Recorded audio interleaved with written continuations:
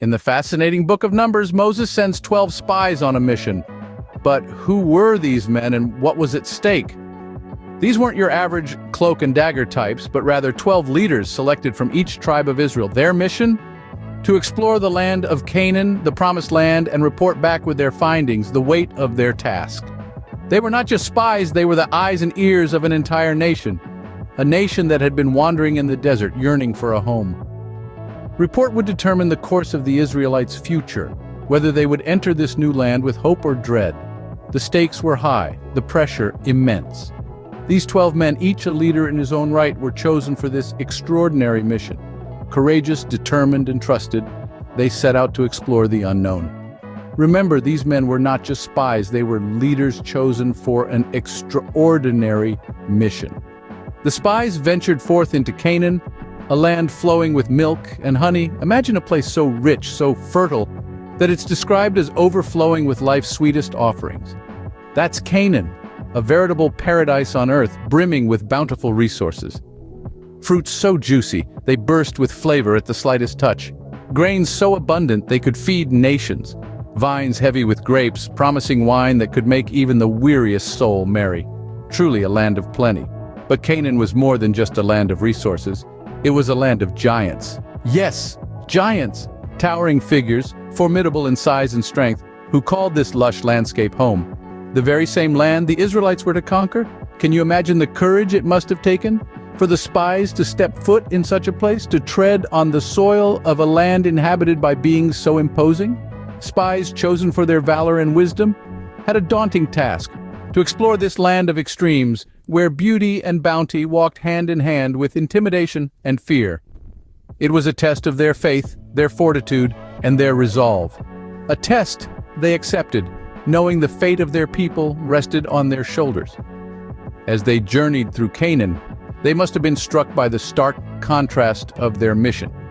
On one hand, they were awed by the richness of the land, its fertile fields, its towering trees heavy with fruit, its crystal-clear streams teeming with fish.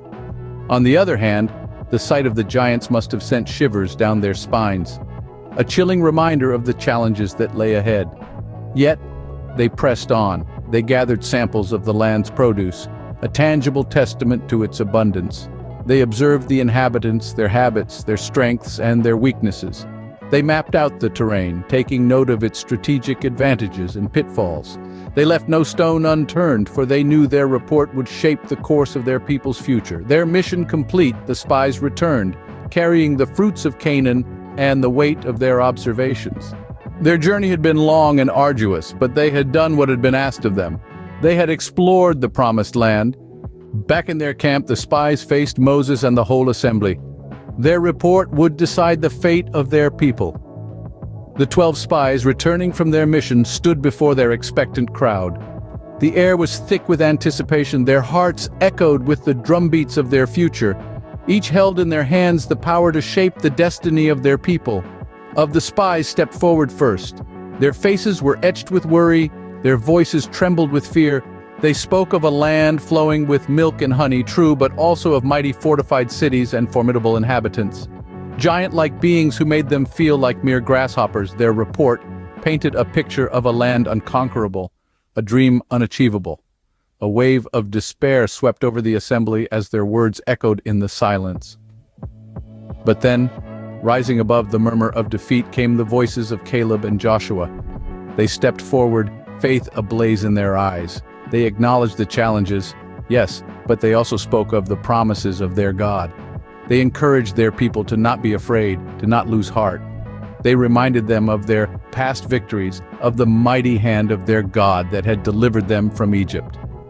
They called on their people to remain steadfast, to trust in their God who had promised them this land. Yet their words of faith fell on ears deafened by fear. The Israelites were a people divided. On one side, a majority that saw only the giants in their path. On the other, a minority that chose to see the hand of their God. A chasm grew between them, a chasm of fear and faith. People were torn between fear and faith, a dilemma that led to their 40 years in the wilderness. The spies' report was more than just an exploration of a land. It was a test of faith. a choice between fear and trust. And their choice would echo down the corridors of their history, a lesson for all generations to come. The aftermath of their report was far-reaching, affecting generations of Israelites. In the wake of the spies' report, the Israelites were gripped with fear and doubt, a stark contrast to the faith and courage displayed by Caleb and Joshua. Lack of faith had profound consequences, painting a clear picture of the power of belief and the destructive nature of fear. Their disbelief in God's promise led to a divine decree.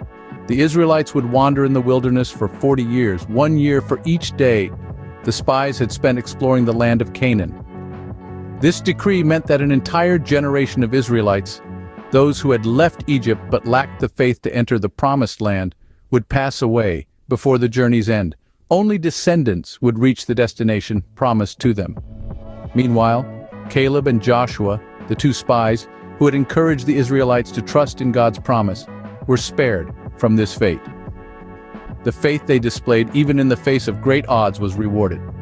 They of their generation were permitted to enter the promised land, their stand as a testament to the power of faith and the blessings it can bring. This chronicle, while ancient, still has lessons to teach us today. It is a stark reminder that fear and doubt can lead to a lack of progress, to stagnation. It us that faith, even when it seems unreasonable, can lead to incredible rewards. It is a call to trust in the promises of God, to believe in the face of adversity, and to push forward despite the obstacles that stand in our way.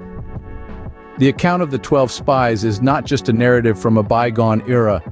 It's a lesson for us all, a reminder that our faith or lack thereof can shape our destiny. It underscores the importance of trust, courage, and determination. It shows us that fear can hold us back, but faith can propel us forward. The story of the 12 spies reminds us of the power of faith and the consequences of fear. So, what can we learn from the story of the 12 spies? Narrative resounds with timeless lessons.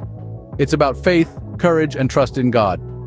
This story reminds us that we too are explorers in our own lives, facing our own Canaan filled with challenges and opportunities.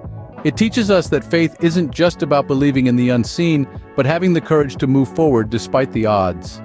The 10 spies saw giants and walls, but Joshua and Caleb saw a land flowing with milk and honey. They saw the promise, not the problem. They had faith. And that, my friends, is the crux of this story. It's about trusting in God. Even when the path ahead seems insurmountable, it's about having courage, even when fear whispers in your ear. It's not the size of the challenge that matters, but the size of our faith.